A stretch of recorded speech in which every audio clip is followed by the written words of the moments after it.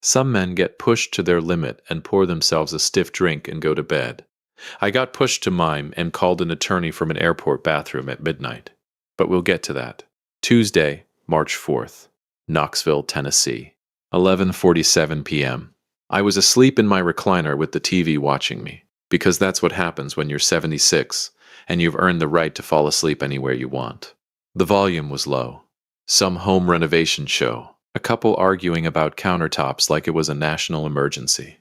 My kind of Tuesday. My phone buzzed on the side table. I squinted at the screen. Mrs. Lucy. Now listen. Mrs. Lucy Coleman doesn't call past 8 p.m. Ever. She's 81.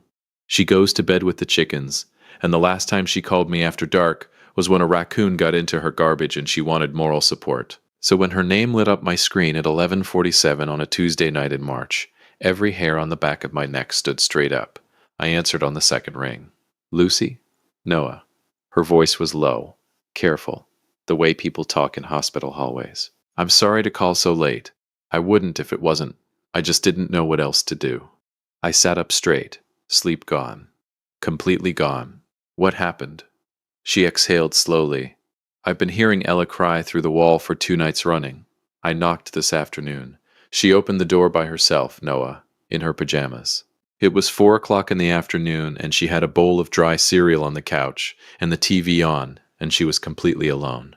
The room got very still. I asked her where her mama was, Lucy continued.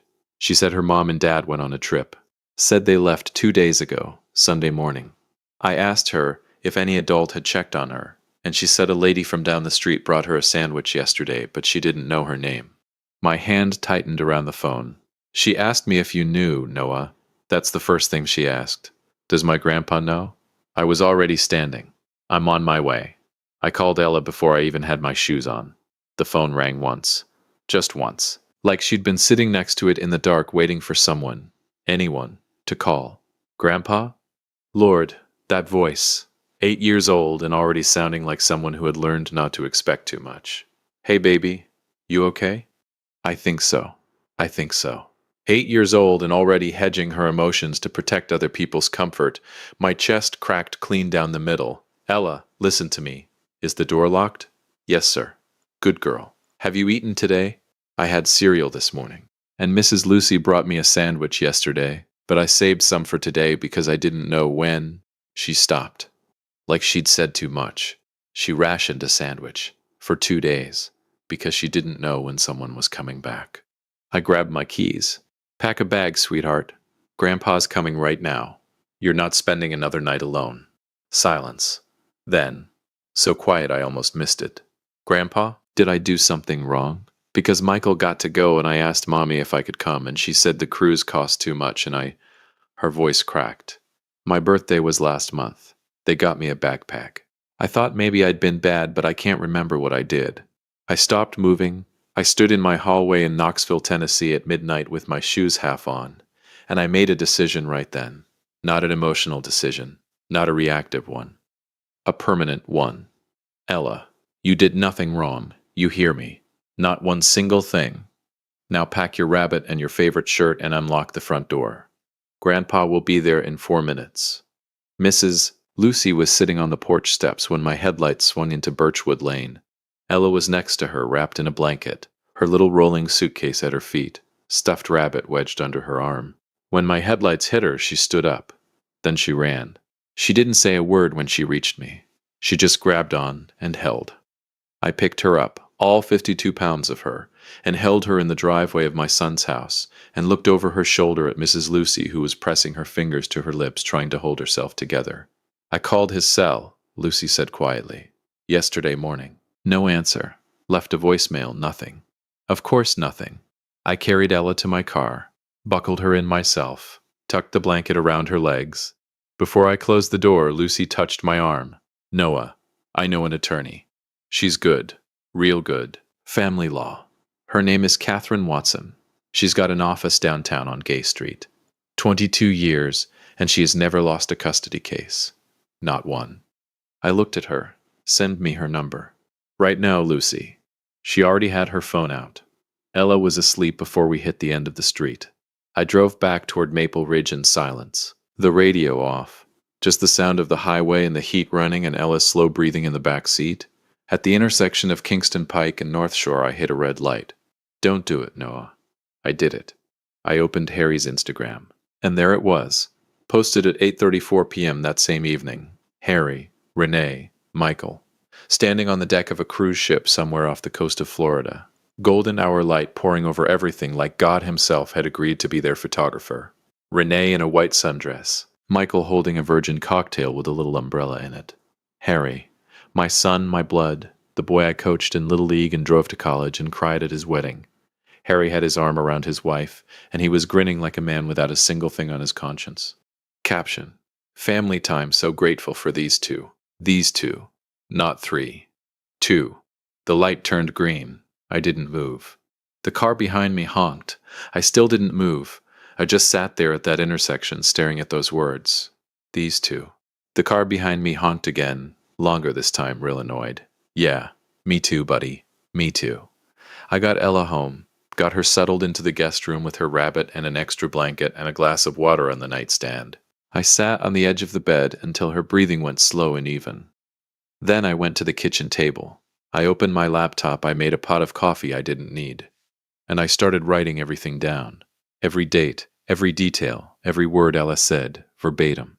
Lucy's account, the Instagram post, the timestamps, the voicemail Harry never returned. This wasn't anger. This was evidence. At 2:11 a.m. my phone buzzed. Lucy had sent the contact card. Catherine Watson. Watson and Associates Family Law. Gay Street, downtown Knoxville. 22 years experience. I saved it immediately. Then I opened a new browser tab and started looking at flights to Miami. Because here's the thing about being a grandfather in Knoxville, Tennessee, who just picked up his 8-year-old granddaughter from an empty house on Birchwood Lane where she'd been rationing a sandwich and eating dry cereal alone for 2 days. You don't get mad, you get organized. If you have been listening for a while, do us one quick favor. Subscribe. A lot of people watch without ever doing it, but it costs you nothing and it means everything to us. Hit the like button while you're at it, and drop your thoughts in the comments after listening. You are going to love it here. By 3 a.m. I had 2 round-trip tickets to Miami booked, a suite at the Key Biscayne Island Resort confirmed, and a 9 a.m. appointment request sent to Catherine Watson's office email that read simply, "My name is Noah Fletcher. My granddaughter was left home alone for 2 days while her parents took a cruise with their biological son. I need to know every legal option available to me. I'll be in your office the moment I'm back in Knoxville. Noah." Then I called Harry, 3:17 a.m. I knew he wouldn't answer. I didn't want him to answer. I wanted him to wake up the next morning, roll over in his cruise ship cabin, reach for his phone and find a voicemail from his father waiting for him like a loaded envelope. The tone beeped.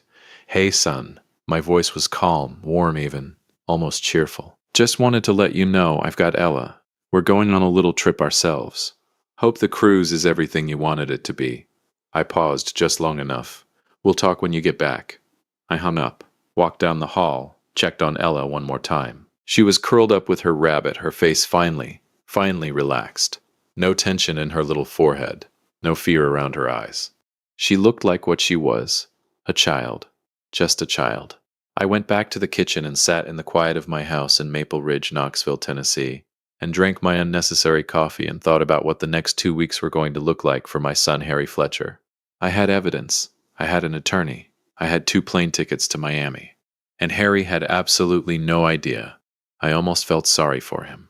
Almost. They say the best revenge is living well. I say the best revenge is living well, while your attorney is quietly building a case that'll make your enemy's knees buckle. But we'll get to that. Wednesday, March 5th, Knoxville, Tennessee, 6:14 a.m.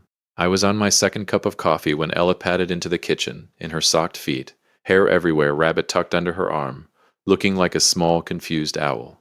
She stopped at the kitchen doorway and looked at me. "Grandpa, why are you already dressed?" "Because we've got a plane to catch, Ladybug." She blinked. "A plane. Miami, Florida. You and me. We leave in 3 hours." The owl blinked again. Then, slowly, carefully, like she was afraid to want it too much, the corners of her mouth started moving. "Are you serious? Do I look like a man who jokes about Florida?" She looked at me for 1 full second. Then she screamed and ran back down the hallway to get ready, and I sat at my kitchen table in Maple Ridge, Knoxville, Tennessee, and smiled into my coffee cup for the first time in 12 hours. That sound. That one sound right there. That's what this whole thing was for. Thursday, March 6th, Key Biscayne Island Resort, Miami, Florida, 10:22 a.m. I want you to understand something about this resort. I am a 76-year-old man from Knoxville who drives a Ford F-150 and considers Cracker Barrel a fine dining establishment. I do not do luxury. I do not do bellhops or turn-down service or menus that don't have prices on them. But I booked the ocean suite anyway. And when that bellhop opened the door to our room, and the floor-to-ceiling windows revealed the entire Atlantic Ocean sparkling in the morning light like God had just Windexed it, I decided that turn-down service wasn't so bad after all. Ella walked in behind me. She stopped, completely still, both hands at her sides, rabbit dangling from her left fist. She stood there for 10 full seconds, just staring. Grandpa. Her voice was barely above a whisper. Are we rich? I laughed so hard I had to set my bag down. We are for the next 5 days, baby. Can I touch the window? You can lick the window if you want.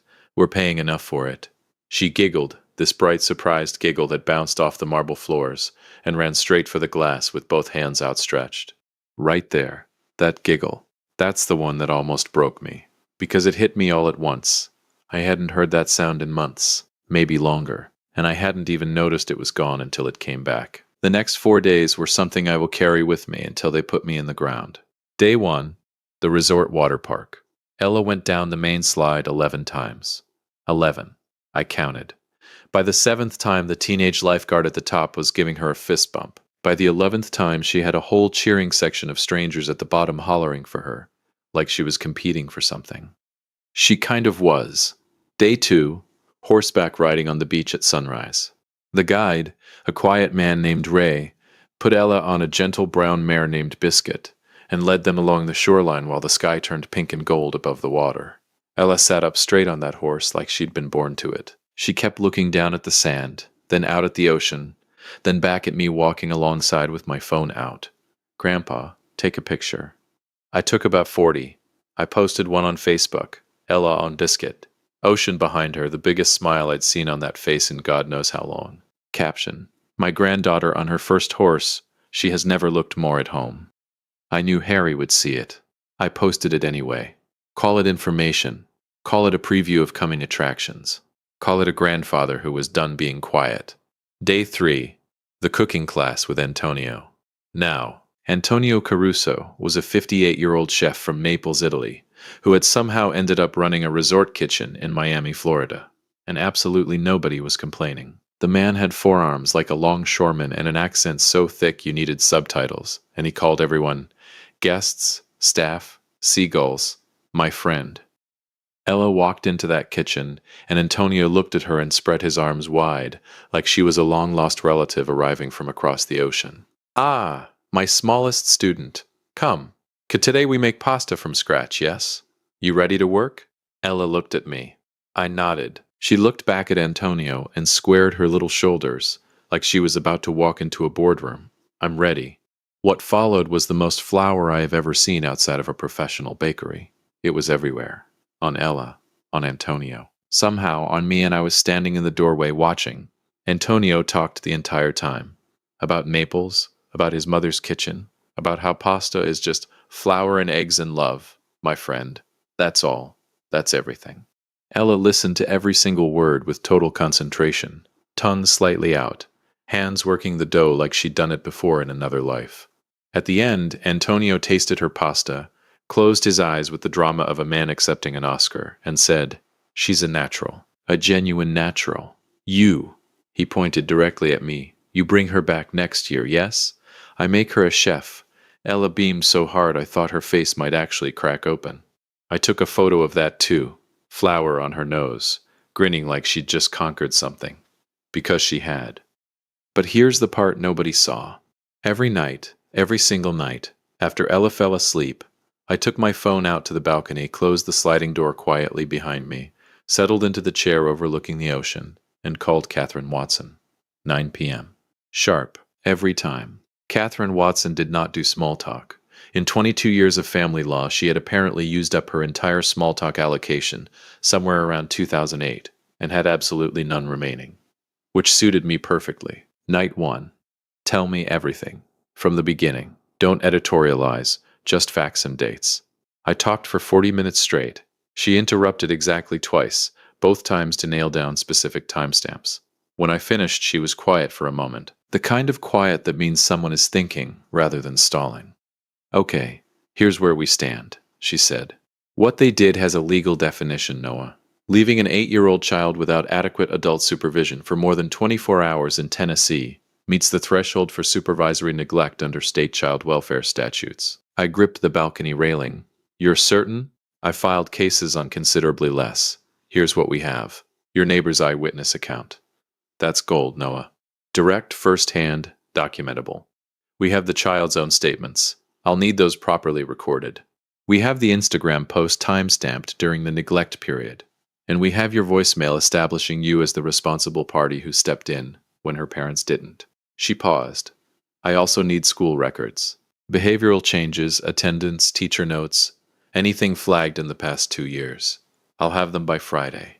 Good. When you're back in Knoxville, I'll have the initial framework. Ready. We're pursuing 3 things simultaneously.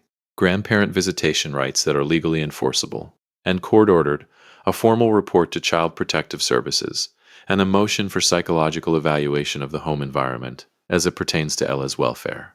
I exhaled slowly into the Miami night air. Will Ella have to testify? Catherine's voice didn't shift even slightly. Not if I do my job correctly. And I always do my job correctly. I believed her completely. Night 2, Catherine walked me through the financial dimensions. The trust restructuring, the college fund, the will revisions. She spoke about irrevocable trusts the way some people talk about the weather. Matter of fact, inevitable. Already decided. Once it's filed, it cannot be undone, she said. Not by Harry. Not by Renee. Not by any attorney they hire. Are you certain? I've never been more certain of anything in my life, Catherine. Then I'll have the documents drafted before you land. Night 3. That's when everything shifted in a way I wasn't prepared for.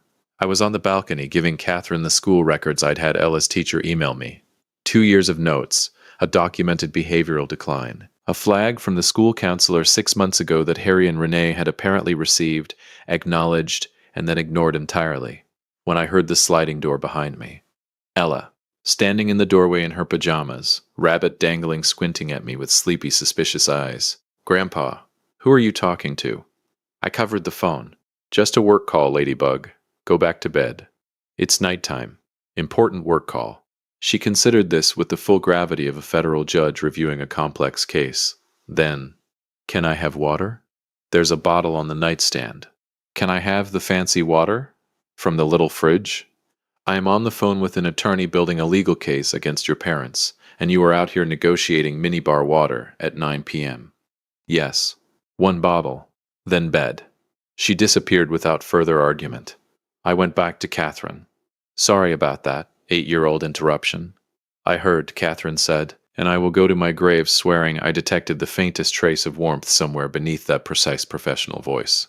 She sounds like she's doing considerably better. She really is, Catherine. Good. Hold on to that.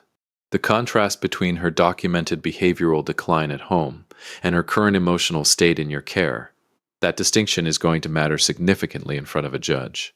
I wrote that down word for word, but it was night 4 that I genuinely was not prepared for. We were at the resort's main restaurant. White tablecloths. Candles. The kind of place where the breadbasket arrives before you've even fully sat down. Ella was eating shrimp for the first time, making a different face with every single one, conducting a full running commentary on each shrimp individually, ultimately and ceremoniously declaring that she loved them. I was watching her and thinking, this is exactly what she looks like when nobody is making her feel small. When she suddenly put her fork down, went completely quiet, looked at the tablecloth for a moment, then looked up at me with those enormous brown eyes. Grandpa, am I adopted because something is wrong with me? The restaurant kept moving all around us. Glasses clinking somewhere behind me. A couple laughing at the bar. A waiter rattling off specials at the next table. But right there, at that table, everything stopped. I set my fork down slowly. I reached across that white tablecloth and I took both her small hands in mine. And I told her the truth. All of it. Every piece of it. Age appropriate, careful, completely honest. I told her what adoption means and what it absolutely does not mean. I told her that being chosen is not consolation prize. It is the whole race. I told her that her birth mother was young and scared, and that what she did was an act of love, not abandonment. I told her that I would have driven through the night, flown across the country, and turned over every legal stone in the state of Tennessee before I let anyone make her feel like a leftover. Her eyes got shiny. She nodded slowly, processing every word with that serious, careful face she gets. Then she looked at my bread basket. Can I have some of your bread? You can have all of it. And dessert. Order 2. She smiled. Small at first, then bigger, then the real one. The one that starts slow and then reaches all the way up to her eyes and just stays there. I excused myself to the restroom after dessert, stood at the sink, ran cold water over my wrists and stared at myself in the mirror for a long moment. Because I had held it together at that table for her. I had been steady and warm and certain, because that was what she needed. But I am only human, and somewhere out there on the Atlantic Ocean, on a cruise ship full of champagne sunsets and carefully curated Instagram captions, my son Harry Fletcher was sleeping just fine. That thought, that specific thought, that was the one that made me dry my hands, straighten my collar, walk back out to that restaurant, and sit down across from my granddaughter, and make a decision that had been building since the moment I picked up Mrs. Lucy's phone call. No more waiting, no more patience, no more giving Harry the benefit of any doubt. We were going home to Knoxville, and Catherine Watson had work to do. If you'd made it this far and want stories like this to keep coming, it really helps if you hit that like button and subscribe. Thank you for real. Some people need a courtroom to find justice. Some people need a conversation. Harry Fletcher needed both, and I made sure he got them. Sunday, March 16th, Knoxville, Tennessee. 4:47 p.m. Ella fell asleep on the plane home with her head on my shoulder and her stuffed rabbit in her lap, and a half-eaten bag of pretzels in her hand like she'd just stopped mid-snack and checked out completely. The flight attendant smiled at us when she came by to collect trash. I held up one hand. Don't wake her, please. She nodded and moved on quietly. I sat there at 30,000 feet with my granddaughter asleep on my shoulder and thought about what was waiting for us back in Knoxville. Not with dread, with something closer to quiet certainty. The kind a man feels when he knows exactly what he's walking into and is already prepared for every single version of it. Harry and Renee had landed 2 days earlier. I knew because Harry had finally responded to my 3 a.m. voicemail. Not a phone call. Not even a real sentence. 6 words via text message. No punctuation. No explanation. We need to talk. Coming home Sunday. I read it twice. Then I forwarded it to Catherine Watson with one line attached. Monday morning. My house. Be there at 9. Catherine replied in under 4 minutes. Already cleared my calendar. I'll bring everything. Monday, March 17th. Maple Ridge, Knoxville, Tennessee. 8:59 a.m. Catherine Watson arrived at my front door at 8:59 a.m. 1 minute early, which I would later learn was the latest she ever arrived anywhere. Charcoal blazer. Low heels. A leather briefcase that had clearly seen serious rooms before mine. She walked in, set her files on my dining room table, accepted a cup of coffee without ceremony, and sat down like she had been sitting at that table her entire career. I liked her more every single time I saw her. They don't know I'm here? She asked without looking up from her folder. They think it's a family conversation. The faintest smile crossed her face. Just barely. It is. Just a very well documented one. At 9:03 a.m. I heard Harry's car pull into the driveway. Here we go. The front door opened. Harry came in first. My son, 38 years old, tanned from 10 days on a cruise ship, wearing a jacket like he'd dressed deliberately for this moment.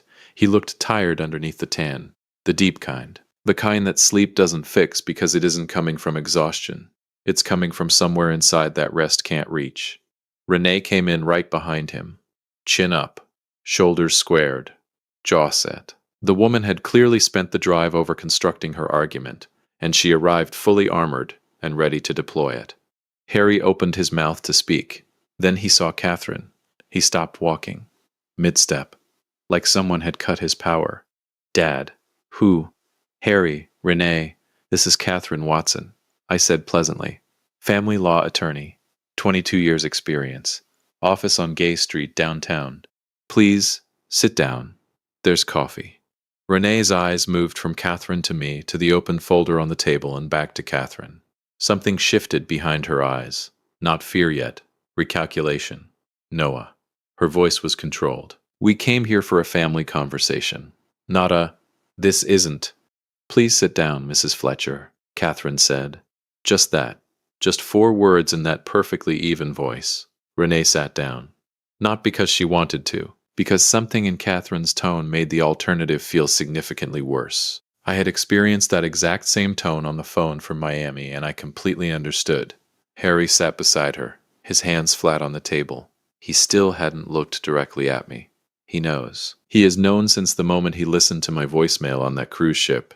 He has been carrying it across 2 states and 10 days of ocean air, and it is sitting right there on his face for anyone paying attention. Catherine opened her folder without theater or ceremony. No dramatic pause. No build-up. She simply slid a single typed sheet of paper across the table like she was passing the salt. A timeline. Clean. Precise. Merciless. Sunday, March 2nd. Harry and Renee Fletcher depart Knoxville, Tennessee, with minor child Michael Fletcher, for Port of Miami. Minor child Ella Fletcher, age 8, remains at family residence on Birchwood Lane, without adult supervision. March 2nd through March 4th. Ella Fletcher observed alone at residence by neighbor Lucy Coleman. Child reported surviving on dry cereal and a single sandwich over the 2-day period. No confirmed adult supervision during this time. Tuesday, March 4th, 11:47 p.m. Lucy Coleman contacts Noah Fletcher. Tuesday, March 4th, 11:59 p.m. Noah Fletcher retrieves Ella Fletcher from residence. Harry read it. His face didn't move a single muscle. Renee read it. Her face moved considerably. This is completely. You can't just. We made arrangements, Mrs. Fletcher. Catherine's voice remained perfectly pleasant. Perfectly immovable. I'm going to save everyone some time. What is documented on that page has a specific legal definition under Tennessee state statute. Leaving a minor child under the age of 10 without adequate adult supervision meets the threshold for supervisory neglect. We are not here this morning to debate whether it occurred. It occurred. Mrs. Lucy Coleman has provided a signed written statement. We have time-stamped social media documentation. We have the child's own account recorded and notarized. She slid a second sheet across the table. We are here to discuss what happens next. Renee opened her mouth again. Harry put his hand firmly on her arm. She stopped. I noted that. Filed it, first decisive thing my son had done in this entire situation. 2 weeks late, but noted nonetheless.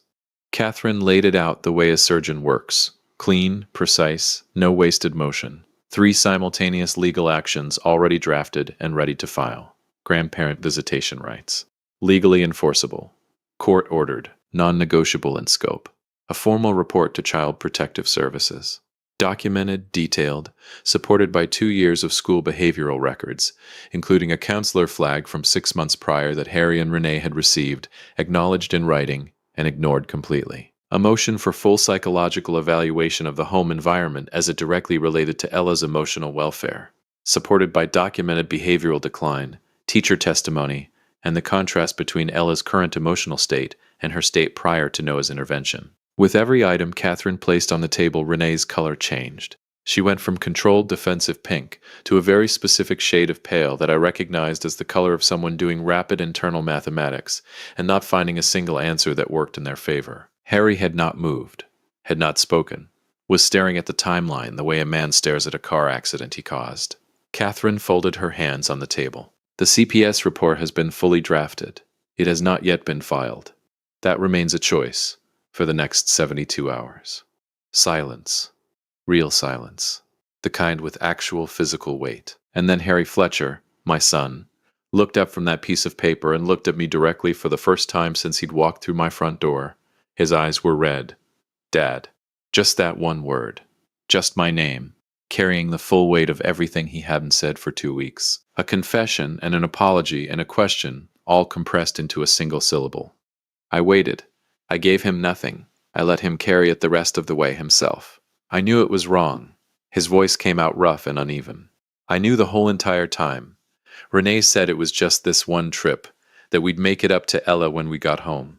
And I told myself that was true because it was easier than... He stopped. His jaw worked. I packed my bag and I walked past her bedroom and she was sitting on her bed looking at me and I kept walking, Dad. I kept walking and I closed the front door and I got in the car. His voice broke completely on the last word. Renee turned to look at him sharply. He didn't look back at her. He kept his eyes on me, red and exhausted, and completely without defense. The room was so quiet I could hear the kitchen clock. I looked at my son for a long moment. The boy who used to fall asleep on my shoulder on long Sunday drives. The boy I taught to throw a baseball in the backyard, on Maple Ridge. The boy I dropped off at college and cried the entire drive home. The man sitting across from me now, who had packed a suitcase, walked past his daughter's bedroom door and kept going. I wanted to be furious. I was furious, but underneath the fury, deeper than it, older than it, was something else entirely. Grief. Pure, clean grief. For the father I believed I had raised, and the man sitting in front of me who had somewhere along the way become someone I didn't fully recognize. I let myself feel it for exactly 3 seconds. Then I opened my folder. I know you knew, Harry, I said quietly. That's the part that kept me up at night. He flinched like the words were physical. Good. I slid my folder across the table. Harry picked it up. Read the first page carefully. Set it down with both hands like it was made of something fragile. Renee grabbed it. Read it faster. Set it down harder. My updated will. Reviewed, revised, and formally notarized by Catherine's firm the week prior while Ella was eating shrimp and negotiating minibar water in Miami.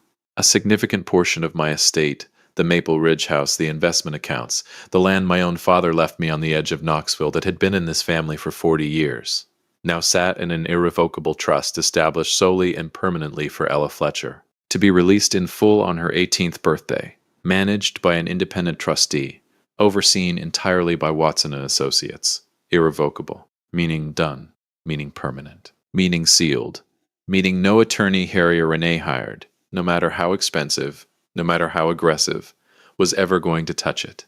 Additionally, a college fund in Ella's name, already established, already funded, already earning interest, while we sat in this room. Renee stared at the document in front of her. Then she looked up at me, and for the first time all morning, for the first time since she walked through my front door with her chin up and her armor on, the armor was completely gone. What was underneath it wasn't anger. It was fear. Genuine fear. The specific kind that arrives when a person finally underestimated has already outmaneuvered them at every single turn while they weren't paying attention. Noah, she started. You chose who mattered to you, I said. I didn't raise my voice. I didn't lean forward. I just said it the way you say something that has already been decided. So did I. Nobody spoke. Good. Catherine laid out the resolution terms. 4 conditions. Clear, specific, legally binding, and entirely non-negotiable.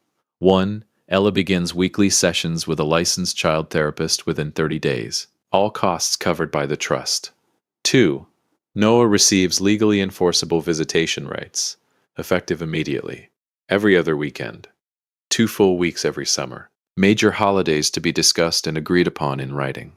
3. Harry and Renee complete a minimum of 4 sessions of family counseling, together and individually. Documentation of attendance required. 4. The CPS report sits sealed in Catherine's files for 1 full calendar year. Any violation of any single condition, 1 missed counseling session, 1 incident, and it gets filed that same day. No phone call first. No second chance. Filed. Catherine closed her briefcase with a soft, deliberate click. These are not suggestions, she said pleasantly. They are terms. Renee looked at him. A whole silent conversation happened between them in about 4 seconds. Then she looked back at the table and gave 1 single tight nod. Like it cost her something. She wasn't getting back. It did. Good. They signed at 10:34 a.m. Harry stood to leave and paused at the dining room doorway, his back to me, 1 hand resting on the frame. Is she... His voice caught slightly. Is Ella okay? I let the question sit in the air for a moment, long enough to be felt. She will be, I said. No thanks to you, but she will be. He nodded at the doorframe, didn't turn around, walked out. Renee followed without a word or a look. The front door clicked shut behind them. 6 months later, September. Knoxville, Tennessee. Ella calls me every Sunday at 6 p.m. Has not missed a single one. Last Sunday, she talked for 47 minutes without pausing for air. About school. About her therapist, Evelyn, who she describes as always smelling like a bakery, which is weird, but I actually really like it. About the pasta she made Harry for his birthday from Antonio's recipe. About how Michael let her pick the movie on Friday night, and she picked something he visibly hated. And she felt a little bit bad, but also honestly not really. That last part she absolutely got from me. I am choosing to be proud of it. Harry shows up to every school event now, third row, every single time. He claps the loudest, and he doesn't make a production of it. No big announcements, no performative gestures. He just shows up and he stays the whole time. It is not redemption, not yet. But it is the road to it, and I know the difference between a man performing change and a man actually attempting it. Harry is attempting it. Renee is harder. Renee is civil and present, and trying in some weeks that genuinely has to be enough. The counselor told Harry, and Harry told me during one of our own conversations, that have slowly, carefully resumed, that Renee had built her entire sense of family around Michael, and that Ella had always represented something she didn't know how to absorb.